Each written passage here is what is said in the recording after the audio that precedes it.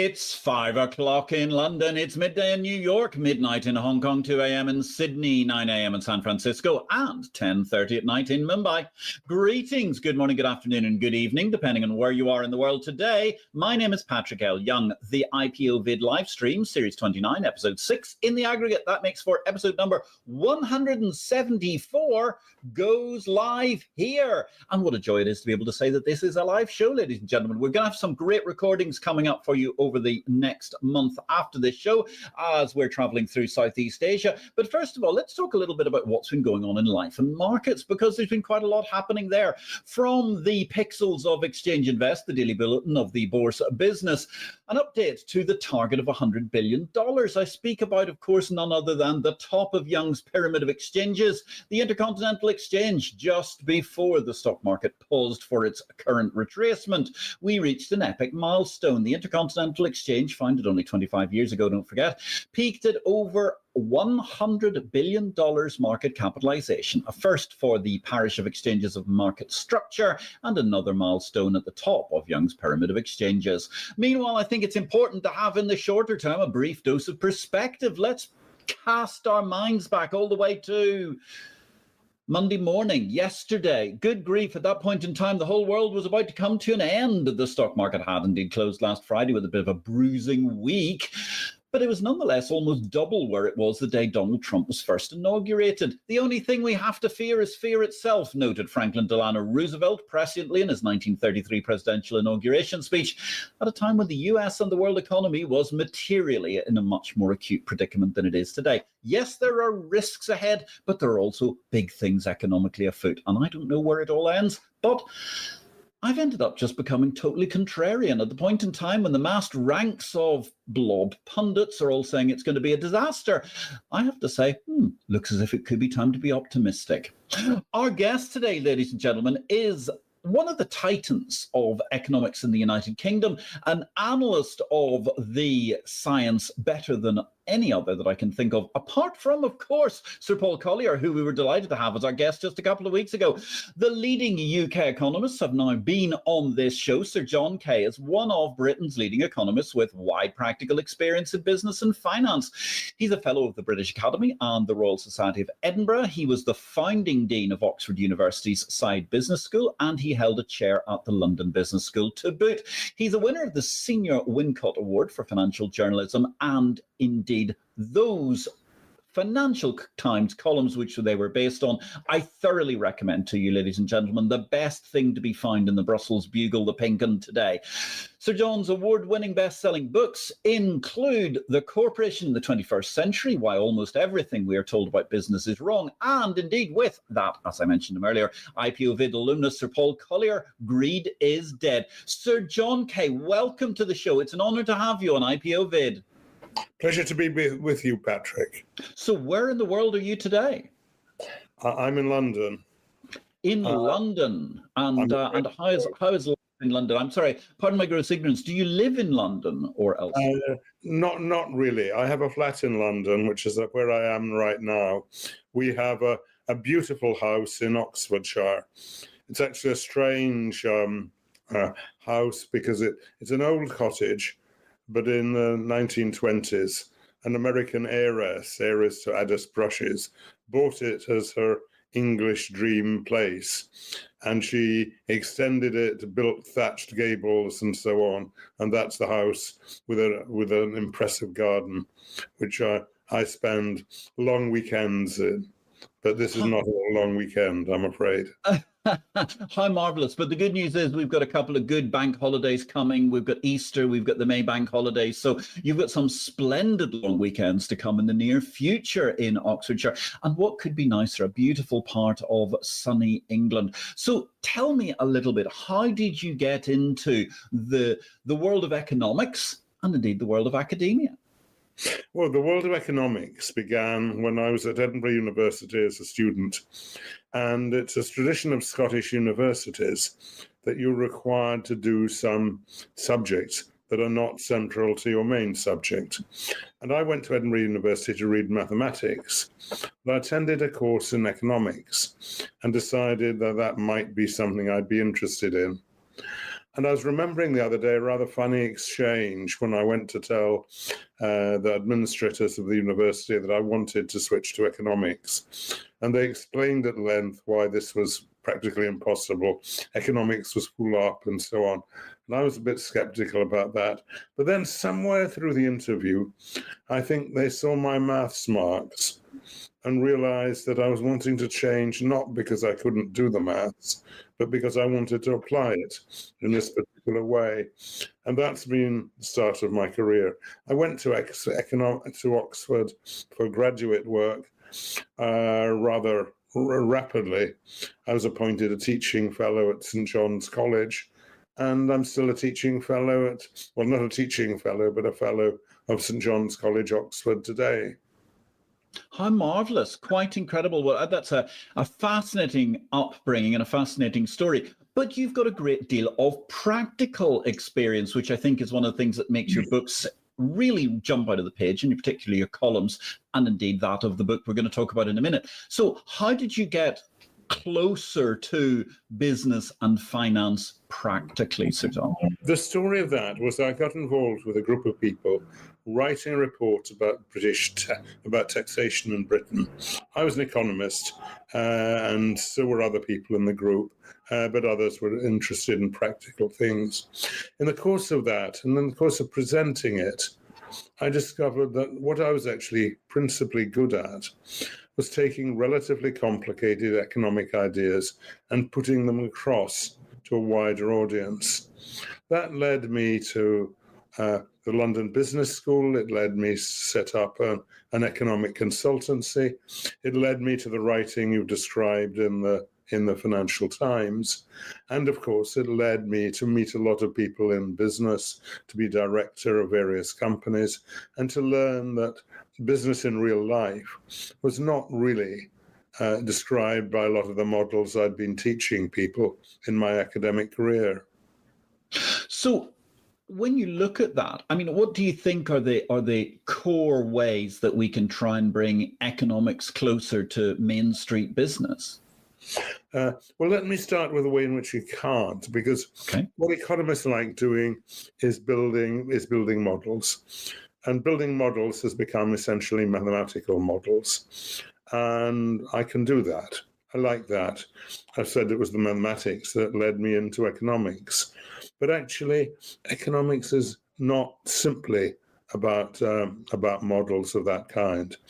And I taught people, when I taught economics, that economic behavior was about maximizing things by selfish rational agents. When I got involved in business, I realized things were not really like that.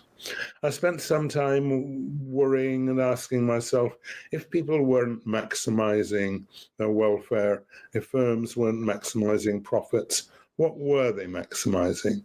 That's the way economists are taught to think. But then I realized that most people are not maximizing anything. Most people are trying to cope with a radically uncertain environment. And there couldn't be a better week to tell people that that's how things really are. Yes, a very apt moment in world history, because certainly it has been, I think, most educational to watch the way that, however one looks at it, economic theory seems to have disappeared out the window into its own little minor world at the moment. And we're therefore in a very, very interesting time, because we simply cannot evaluate where we are. So that obviously, I mean, it is interesting, because in your career and looking at global business, but even just the United Kingdom, an incredible change from where we went from, say, the 1970s through to the world today, the 1980s, seeing incredible upheaval in British business. It's been quite a remarkable journey, I would presume. It has. And one story I quite often tell when talking about what's in my book is the story of Britain's leading company across the last century, ICI, Imperial Chemical Industries. And ICI was a business that started off in explosives and dyestuffs, ICI said what we're about is the responsible application of chemistry and related science to business. And that started in explosives and dyestuffs. It moved over to petrochemicals and fertilizers, to new applications of chemistry. And then it moved to artificial fibers and above all to pharmaceuticals. And by the 1960s, 70s, pharmaceuticals had become the profit driver of the company. It was a successive shift of resources from one successful area of chemistry to another. And then that changed. And one can tell so many stories of how it changed. But ICI was very explicit about how it had changed.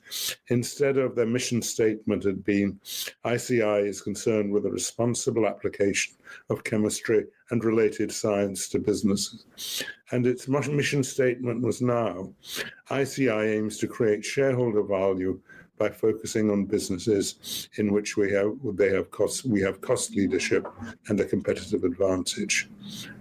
Interesting thing about this story is the first version of the company lasted 50 years. The second version, which was concerned to maximize shareholder value, lasted essentially 20. And I think we have a slide that shows what happened to the ICI share price after that particular change. Let's have a look at that. That sounds very interesting. Production team, where is our ICI share price slide, please? I can see that it's coming up. Here we go. There we are. Yes, that's rather instructive. It doesn't lead a great deal of technical analysis from some of these chartists that have been on talking about investing in financial markets to discern a trend there. That's quite spectacular. So we're talking about, a company which will really hit the public imagination, I think, in the UK, especially after their CEO, Sir John Harvey-Jones, became a kind of cult TV celebrity, and actually, I think, produced one of the last really, truly great business television programs that was actually practical and comprehensible rather than show business. Yeah, that's absolutely right. He didn't always get it right, as the slide shows, but he was very serious about business and committed to running a great company. That was followed by programs like The Apprentice, which I'm sure is in your mind, which was about show business rather than about what business is really like. Absolutely, all about show business, and thankfully, the people who run The Apprentice have never gone on to bigger and higher office, I suppose. So this is fascinating. So let's take a step back. Your latest book, Beyond the 21st, it's talking about the corporation in the 21st century. Today's conversation, we're even moving forward from that. I love this strapline, why almost everything we're told about business is wrong. Good grief, that's a zinger. I would have thought that anybody who's remotely interested in business, who idly browses on a bookshelf in a bookstore, is feeling they've got to buy it. Well, of course, the trouble is one writes a book and then the publisher looks at the title, or particularly the subtitle, and the publisher immediately came up with why everything we're told about business is wrong, or why everything we know about business is wrong. And I thought, well, perhaps not everything we know about business is wrong, and perhaps a better point to make is to say that a lot of the ways we describe business is wrong, that people like Harvey-Jones or other great businessmen of the 20th century, most of them were actually trying to create great businesses. Yeah. And that's what ICI was. And that's what, in my mind, great business people are trying to do. So tell us a little bit about the thesis of the book. So the thesis of the book is that if we go back to the Industrial Revolution, the typical business was an iron works or a textile mill. And that was a factory that was built by someone using their capital, that they gained control of the business from the fact that they built the factory and people came and worked in it. That was business in the 19th century. It was business in the 20th century, or the first part of the 20th century too. If we could look at Henry Ford's River Rouge plant Slide, please. That's the slide of the River Rouge plant where Henry Ford famously mass-produced. Yes, here we go. What an incredible industrial vista. It is. It goes as... it was almost certainly the largest industrial plant in the world at the time. And interestingly, it's probably the largest plant there will ever be. Because if we look at what modern business is like, well, we have a picture of Cupertino here, which is Apple's headquarters. And you can see that there's no smoke coming out of any chimneys. Most of the area is grass, and the total area is something like a tenth of the size of Henry Ford's River Rouge plant. That was business. The River Rouge was the epitome of business as it had been from the Industrial Revolution through to the 19th century. And then if we look at General Motors video, we can see what was going on in these kind of plants. The beating heart of a modern nation. Billions of pounds of steel every year. Millions of pounds of glass and aluminum, of rubber and plastic, of copper and lead and zinc alloys. Millions of yards of fabrics, all being cut and stamped and sewn. Components being readied for assembly. All destined to serve the transportation needs of a modern society that has grown and prospered in large part because of the automobile and what it has allowed people to do. From 20 different fabricating plants they come, from thousands of supplier companies, components of all sizes and shapes, arriving in 26 assembly plants here and in Canada. Each part to be assembled together with the next, quickly, efficiently, until finally there emerges the engineering and manufacturing miracle that is a modern automobile body. One new body every 3 seconds. 1,200 every working hour by one. Now you'll see a change that has already happened. This is from the early 1970s, 50 years after Henry Ford's plant was constructed. And the General Motors plant of the 1970s is assembling parts that are bought from all around the world. But it's still an assembly plant characterized by labor and capital and characterized by people for performing routine tasks on a production line. Now let's go back to Cupertino for a moment. Let's look at Cupertino. Do we have the slide of the interior of Cupertino? I think we do. Oh my goodness, what an interior. Yeah, and it's very different from the River Rouge. So that the first change that had happened was the internationalization, the globalization that had gone a fair part of the distance in the 1970s. That what was happening in General Motors plants was parts were being bought from wherever they could be sourced most effectively and assembled into a General Motors plant. But that General Motors story is what some people, I won't mention any names particularly right now, what some people think business ought to be like. And they deplore the decline of that kind of manufacturing plant. But the modern company, and Apple is the archetype of it, it's not an assembly line like that. It's manned by sophisticated people coding. We can see here what the smartphone actually does. You can see what it replaces: the telephone, the gramophone, the fax machine, the atlas, the bookshop. And all of these fit into a small device that you can actually put in your pocket. People have this idea that business is about manufacturing and it's about stuff, that economic growth is more stuff. It's very obvious if you look at this slide that you see that economic growth is about less stuff. It's doing more with fewer things. And it's still bringing together capabilities from around the world, not just parts as it was at General Motors, but capabilities of people everywhere, in Korea, in China, in London, as well as in California and these other places. That's what modern business is about. Modern business is a collection of capabilities, and that's very different from the production line of the textile mill or the ironworks.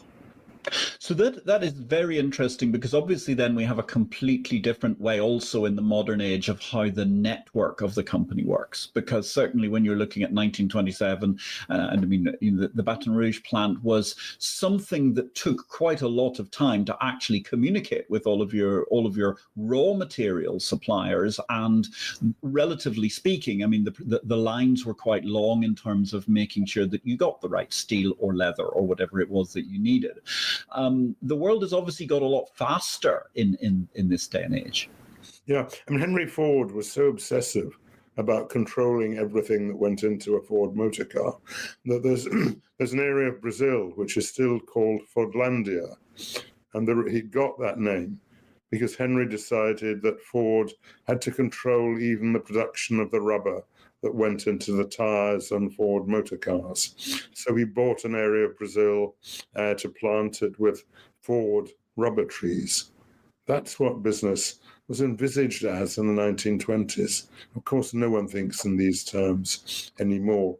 The modern corporation, is like Apple, which, as I say, is a collection of capabilities. And it's also bringing together capabilities from all around the world.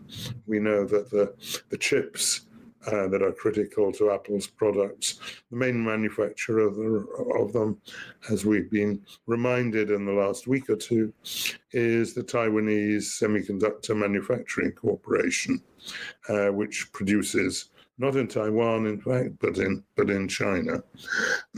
But that's only a very small part of the total value of the smartphone. Paradoxically, the largest producer of components for the smartphone is actually Apple's principal rival in that market. It's Samsung. And the cost of assembly, which of course was what the River Rouge was about, the cost of assembly is perhaps $20 for a $500 iPhone.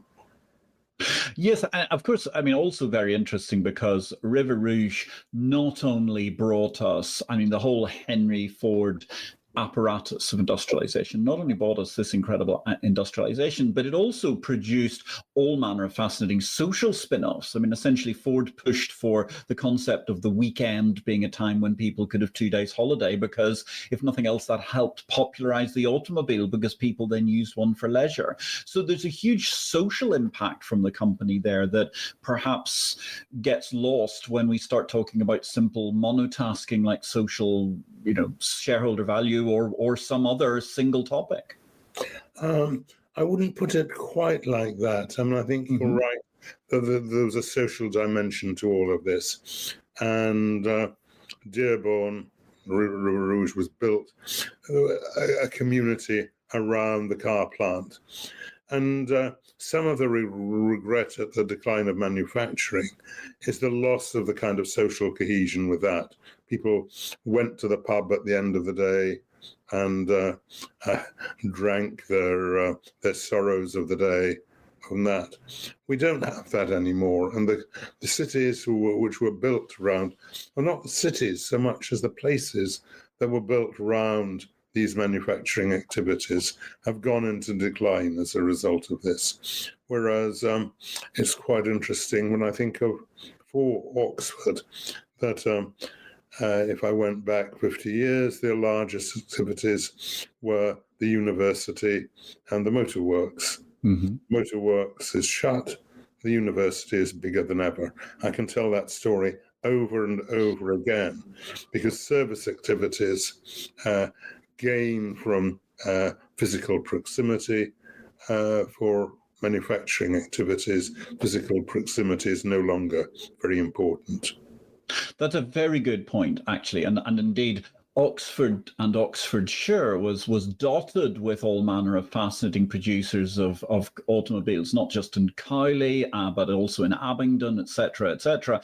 And I don't think there's a single producer anywhere in the area. I think the largest possibly is in Banbury, and they build rally cars, nothing more, or Formula One cars. But it is quite remarkable how that proximity issue is no longer the case, and how they, as you say, the university is going larger and going stronger than ever after a mere 1,000 years or so in business? No. And as you say, I live in Oxfordshire, and there is an industrial facility nearby. It produces cars and services cars and develops cars, but cars for Formula One. Yeah. Yes. And that's become the new incredible corridor, which I suppose is interesting then, because you look at the corporation in the 21st century, and we're looking at corporations now. What is you mentioned the very, very different way that Apple approaches business to, say, Ford, etc. But I mean, at the same time, we still have enormous, massive manufacturing corporations. You mentioned one, actually, Samsung, which is an incredible. I mean, it is on one side almost like the old ICI, going all the way through technology and so on. What is the role for those sorts of corporations going forward? Do they continue to remain very, very massive enterprises, or are we going to see their business fragmenting into smaller suppliers too? I think they will continue. I suspect if we're talking again in 20 years' time, we'll discover that Foxconn, which is major assembler of Apple products, has moved on to other things. And the activities which take place, well, they're already moving to other locations in Asia. Vietnam, for example, is growing at the expense of mainland China in this area. And I think we have to hope that India and particularly sub-Saharan Africa actually share in this development and become the manufacturing hubs of the next generation. But manufacturing, as you can see from the slides I was showing earlier, is now rather different from the manufacturing that took place at General Motors and on the River Rouge. It's much less like the assembly line. And as you can see from the iPhone, most of the value of the product goes into the ideas that went into it, not the manufacturing process. Probably the most valuable manufactured product in the world today now is the Pfizer's mRNA COVID vaccine. That's considerably more valuable per kilo than gold. But of course, what you're paying for is not the stuff, or only to a limited extent, the stuff. It's the ideas and the research and the development that went into it. And that is already true across most of business, and will be more and more true as business develops.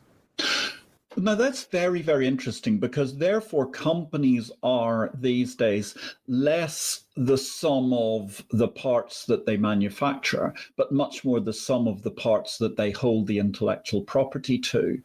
How does that impact both the corporation and the corporation's relationship to society? Because obviously you can hold the intellectual property in Dublin and not actually have it anywhere near where it might have been developed in Cupertino, for example.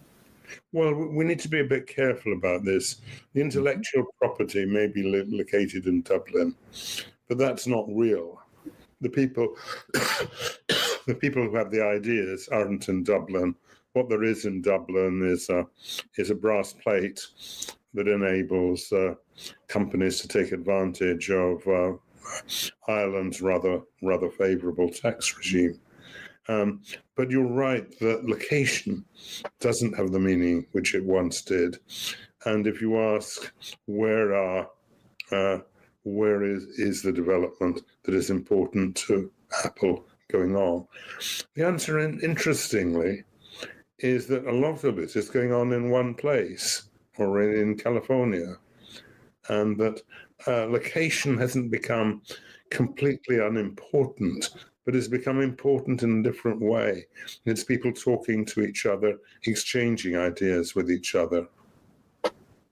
That is a fabulous point. I'm going to pause for a second, give you a chance to have a drink and a break for a moment, because we're going to return to this intriguing networked clustering effect that we are enjoying over the interweb this evening with Sir John Kay, a preeminent English economist, and also discussing his book, The Corporation in the 21st Century, and looking beyond 21st century corporations. That brings us very elegantly actually to our book of the week. So our book of the week this week, chosen in Exchange Invest. You can get an Exchange Invest Weekend, which is a free publication, a general read, which is not so hectic and indeed in-depth as our daily newsletter subscriber, The Business of the Bourse World. Exchange Invest. We're talking this week about a very, very interesting book written by Frank Portnoy, himself an author of some fascinating books in and around the financial world. The Match King tells the story of Ivor Kruger and what amounted to, well, a fascinating multi-level, depending on who you were listening to at the time, vast misunderstanding in accounting or outright fraud. Either way, this is a gripping book, ladies and gentlemen. Go get yourselves a copy of The Match King, all about Ivor Kruger, told in the inimitable style by financial expert Frank Portnoy, who really does a great job in breaking down the story and explaining just what was going on at all points in time and how this led to, well, a fundamental problem back in the day when matches were the preeminent way of managing to get user-friendly, very, very rapid fire to consumers. So on that note, don't forget, do please subscribe to Exchange Invest if you've got a chance to read up about the world of financial market infrastructure. We're here today with the fabulous Sir John Kay. We're talking about the corporation in the 21st century. Let's return to that dialogue for a moment and see, when we're looking at the way that the corporation is being structured, Sir John, I'm interested in, you mention how it's still important. I mean, what we, I suppose, call quite often the clustering effect. I mean, it is vitally important. In Cupertino, there are all these very, very intelligent people who develop Apple products, and that's helped, let's face it, create, and along with other people who are very creative in other businesses, the amazing Silicon Valley effect. So when you mention production may move around the world, etc., does the, for want of a better term, developed world, the rich world, however we want to look at it, does that still have a huge advantage in corporate terms because of the intellectual capital that's sitting around, not just in Cupertino, but also in the leafy shires of Oxford University? Yes, it does. And clearly, Oxford University and other institutions around the world created a great deal of the underlying collective knowledge that is vital to modern business. In the book, I talk, this is a distinction which is very well made, I think, by Joe Henrich, the anthropologist interested in business at Harvard, who talks about collective knowledge and collective intelligence. And collective knowledge is the aggregate of what everyone knows. Nobody knows very much, indeed very much about anything, but what we know collectively is an enormous amount. And no one knows how to build a civil aircraft, for example. No individual, or could, but 1,000 people, 10,000 people working together do. And that's the second stage, which is collective knowledge is what we have in Wikipedia. And then collective knowledge, collective intelligence is the business of applying that knowledge to real problems. And that's exactly what some of the businesses we're talking about are doing. It's whether it's Apple or Amazon or whoever, they're taking this collective knowledge, a group of people who have it, and they turn that into recipes for products of various kinds. We've talked a bit about intellectual capital, but we shouldn't exaggerate the role of intellectual property. What really matters is this kind of collective intelligence and collective capability. Nobody knows exactly how to build a 767 or a 747, but a group of people working together do. and other groups of people working together can build comparable civil aircraft, which they have. That's the application of collective knowledge through collective intelligence. Very interesting, the collective knowledge, collective intelligence. But then obviously when it actually comes to the manufacturing stage, you're suggesting that we're going to continue to see what is essentially manufacturing moving around the world according to where we can find the, relatively speaking, the best value labor, rather than necessarily returning to large, expensive nations. Yes. I mean, I don't think there are going to be plants like the River Rouge or the General Motors plant we looked at. They're certainly not going to be in the developed world in future. 50 years time on, I suspect they're never going to exist at all. So there's a fabulous point. So looking at this beyond the 21st century corporations, you give that tantalizing point. 50 years' time, these huge factories may not exist at all. Is that because they're going to be entirely automated, or simply because the actual processes have been divided up in another nano move? It'll be a bit of each. That the iPhone, which we looked at earlier, the real value of that rests not just in the gadget itself, but in the apps that thousands of people have built and will go on building to use the app. And it's actually quite important to get away from the emphasis on intellectual property that Apple has allowed developers to come up with apps, and it would not be, the smartphone wouldn't be remotely as attractive if there wasn't with that kind of applications. That's a large part of the future, I think.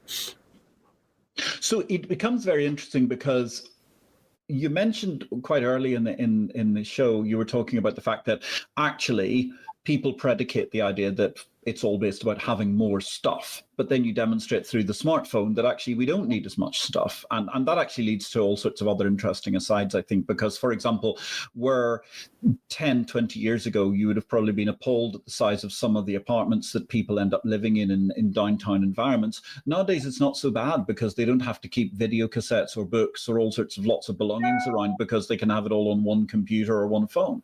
But as we go forward, does that mean that we're going to be concentrating, companies, the corporation is going to be concentrating on producing a relatively small number of things, maybe with great specialization, that is going to be delivered to the consumer? No, I don't think it will be a small number of things. They'll be delivered,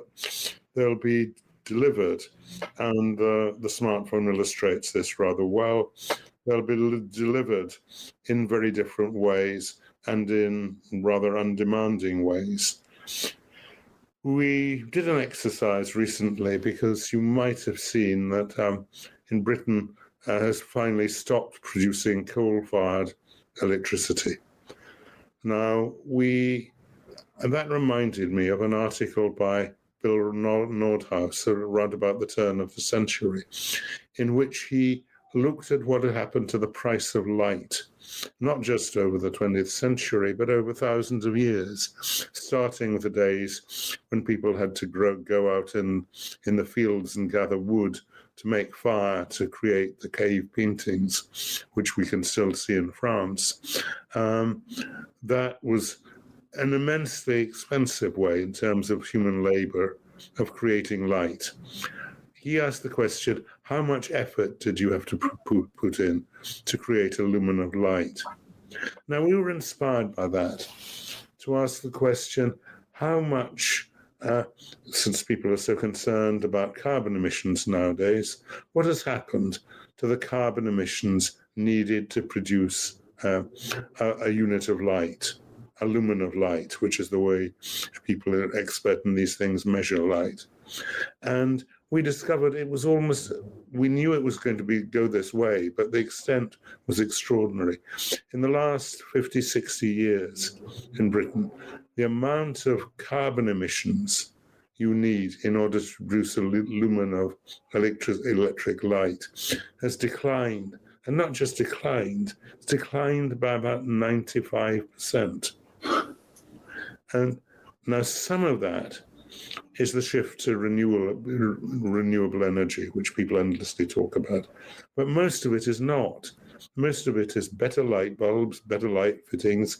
Most of it is more efficient power stations, and so on. These are the real engines and criteria of economic growth. It's doing things better as a result of the accumulation of this collective knowledge and collective intelligence. And that's also a very interesting point then, because when it comes to the corporation of the 21st century, one thing I think that has taken place with corporate life, let's call it that, over the course of the last 50 years is people have become much more obsessed with not just the bottom line, but the financial inputs to everything. How do you see the corporation in the 21st century managing that? Because a lot of people might critique companies at the moment by saying, well, they're not fast enough to innovate, the old innovator's dilemma thing. They may even try and kill what is their existing, a new innovative product line in order to stop doing so. Is the corporation of the 21st century better balanced to move forward? I don't think it is. And one of the things I talk a lot about in the book is the shift we've been talking about earlier from an emphasis on building great businesses, which is what people were doing at ICI or at General Motors, to the bottom line. And the extreme example of that, I talked a few moments ago about aircraft. In the US, you have Boeing, which by the end of the 20th century had become the world's leading aircraft producers. And in the 1960s in particular, it had produced amazing innovations in terms of products. The 737, which really created the short-haul jet market and brought low-cost air travel to millions of people, and the 747, which made intercontinental air travel possible for people. And by the end of the century, the 20th century, Boeing was the world's leading civil aircraft producer. At the end of the 20th century, there was the merger of Boeing and McDonnell Douglas.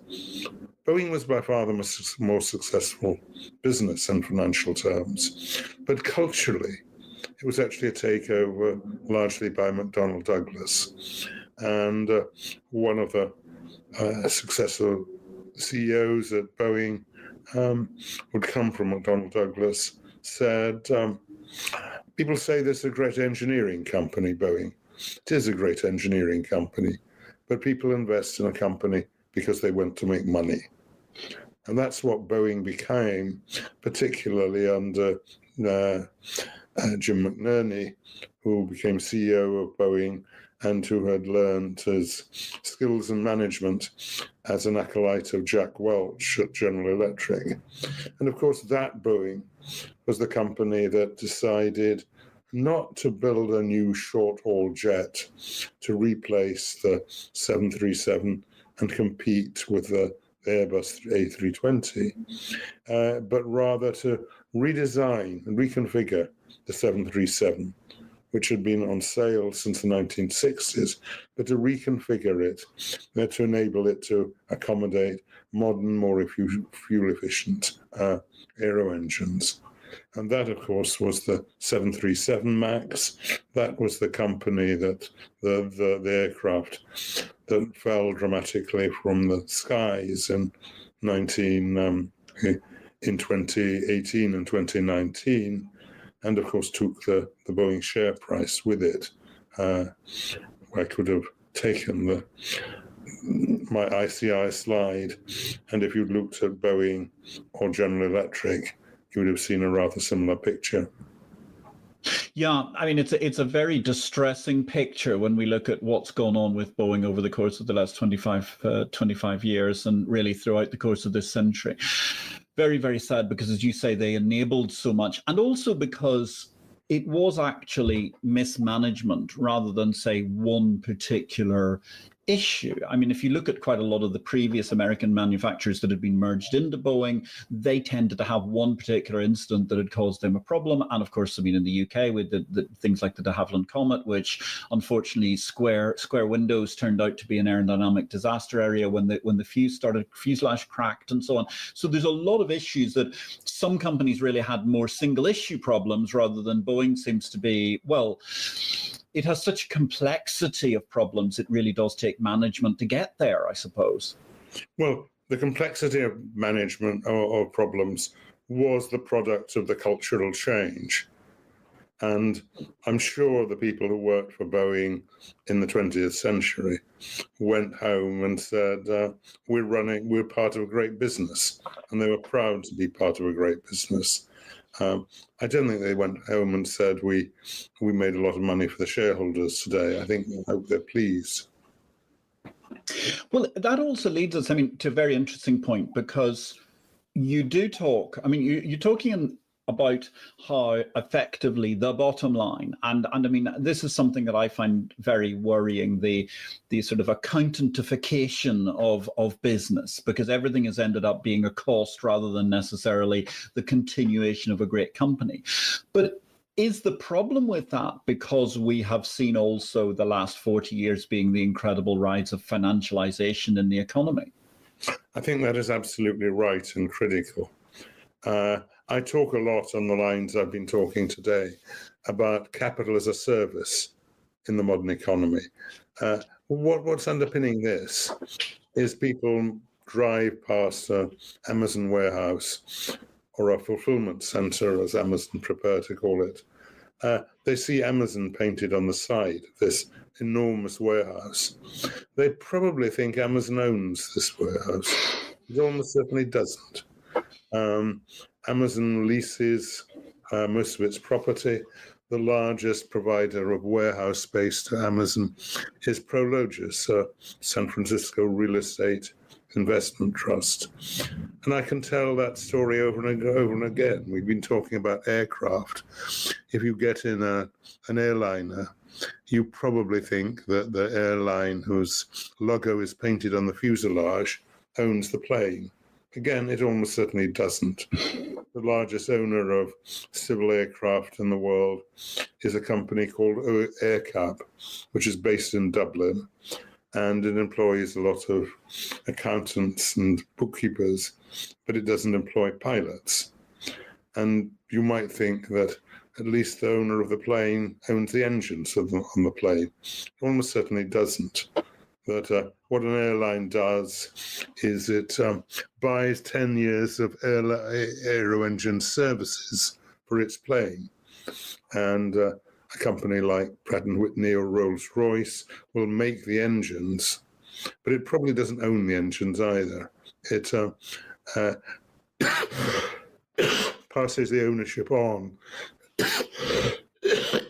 to a specialist leasing company, and so on. That's the nature of the modern corporation.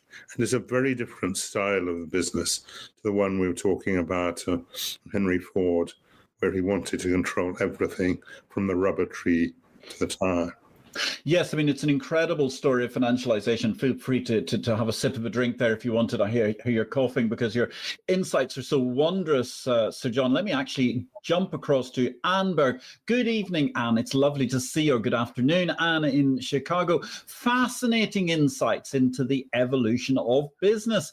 I was particularly struck by your remarks on collective knowledge. I do miss your succinct FT columns. So there you are, Sir John, some elegant words from a great enthusiast and a great expert in the world of raw commodities, Anne Berg. She was a previous guest on IPO-VID as well.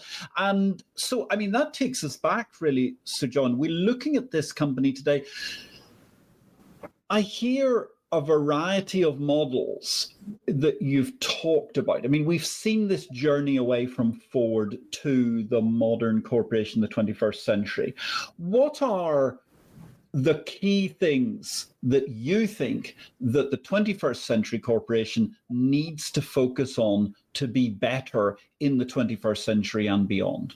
Most of all, it needs to understand that the successful 21st century corporation is a collection of capabilities.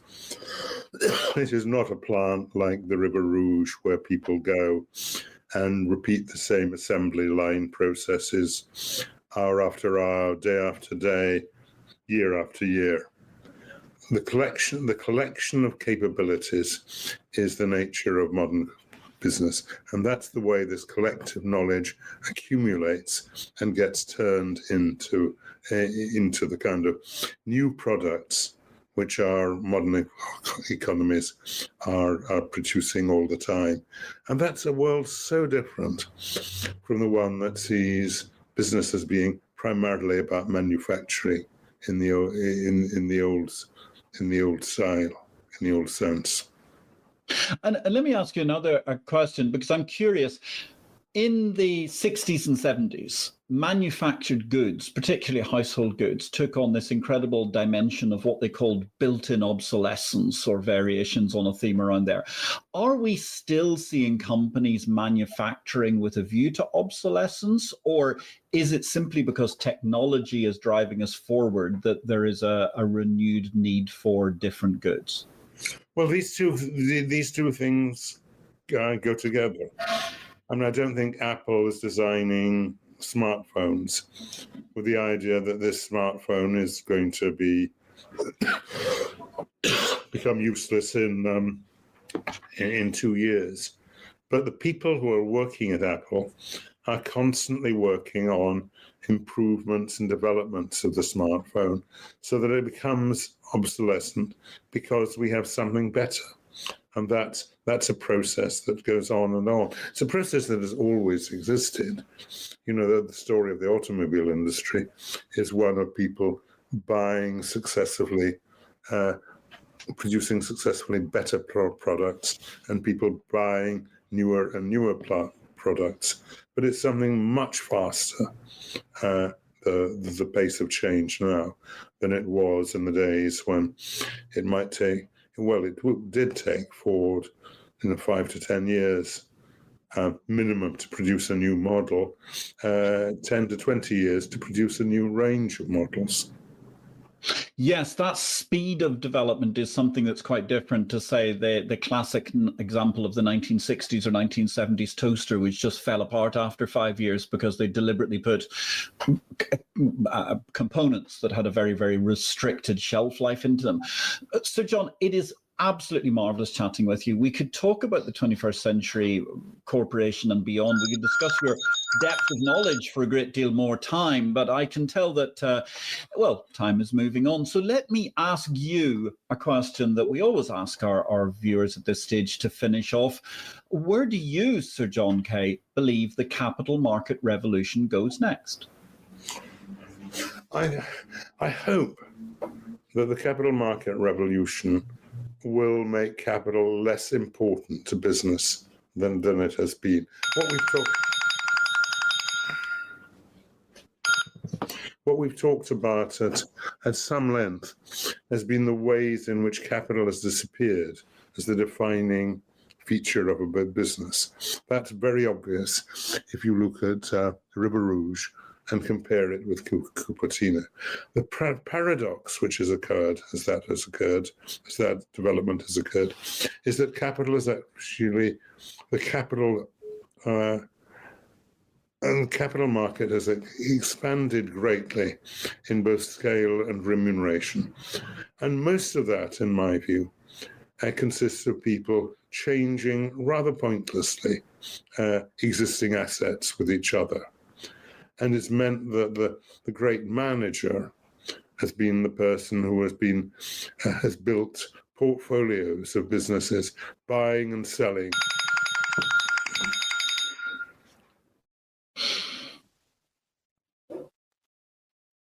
Selling businesses as if he were a fund manager. That's not what business will be like in future. I think the key story will be that of developing collective knowledge and collective capabilities.